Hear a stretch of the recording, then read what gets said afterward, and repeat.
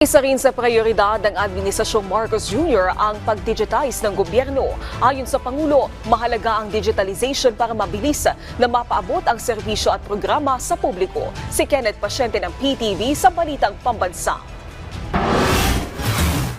Muling binigyang diin ni Pangulong Ferdinand R. Marcos Jr. ang kahalagahan ng digitalisasyon para sa mas mabilis na serbisyo publiko. Sinabi yan ng Pangulo sa ceremonial presentation ng Memorandum of Agreement para sa pagpapatupad ng Digital Leadership Program na naglalayong pataasin pa ang kasanayan sa digital leadership ng public servants. Magsisilbing daan-anya ito para baguhin na ang mga nakasanayan sa bureaukrasya sa bansa.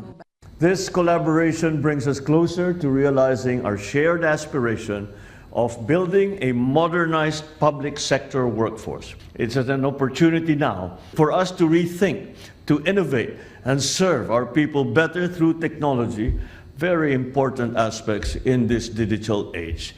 With this, we see a renewed success in all that we do in government and in our service to the public.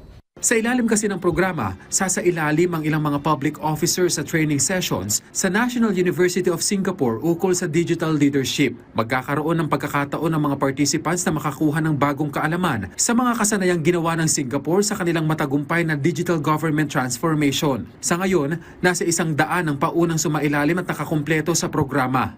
They immersed themselves and brought back knowledge in understanding digital leadership, leveraging citizen-centric design, and making better decisions with data.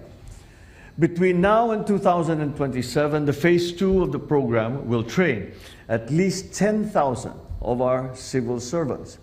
Equipped with the necessary skills and a renewed vision for public service, these civil servants will then be catalysts in leading the digital transformation of our bureaucracy from within.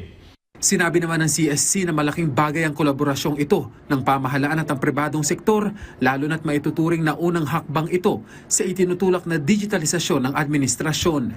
We train leaders in government and they will cascade their learning to the other members of the bureaucracy para mas mapabilis yung pag-enable ng bureaucracy, members of the bureaucracy sa digital literacy. Nagpasalamat naman ang ahensya sa suporta ng Pangulo sa inisyatibang ito. Bukod sa CSC at National University of Singapore, kabilang din sa pumirma sa Memorandum of Agreement ang Private Sector Advisory Council, Private Sector Jobs and Skills Corporation at iba pang pribadong grupo.